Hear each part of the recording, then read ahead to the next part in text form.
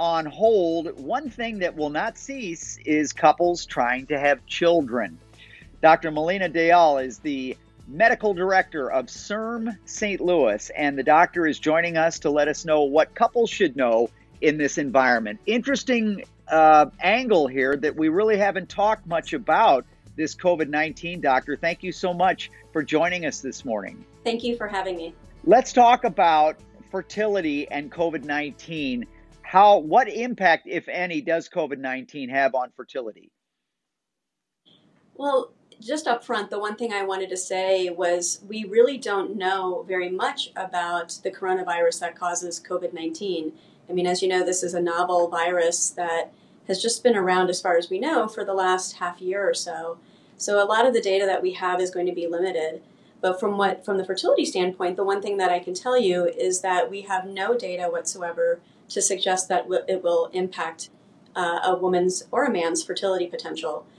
We also don't know whether or not the virus can be spread through semen or with sexual intercourse, just like with, let's say, the Zika virus. You know, that was out, that is still prevalent in the world. At this point, I can say it seems to have absolutely no impact whatsoever on fertility. Okay, so we can put that one aside. Let's talk about pregnancy then. Let's say that someone may have been pregnant going into this, or attain that pregnancy during an infection, perhaps. Do we know what the impact on the pregnancy could be? Well, again, going back to the fact that we don't have very much data on this particular virus, what we're doing in our field is extrapolating data from multiple other viruses that have been prevalent, let's say SARS and MERS, over the last decade or so. And based on that data, it does not seem to have too much of an impact whatsoever on pregnancy. We do know that if a woman has a high fever, let's say early in pregnancy, that might increase the chance of having a miscarriage. But that would be from the fever itself, not so much from the actual virus. The data that we have is really based on COVID-19, is really based on a case series where there were only 18 women who had the infection and went on to deliver.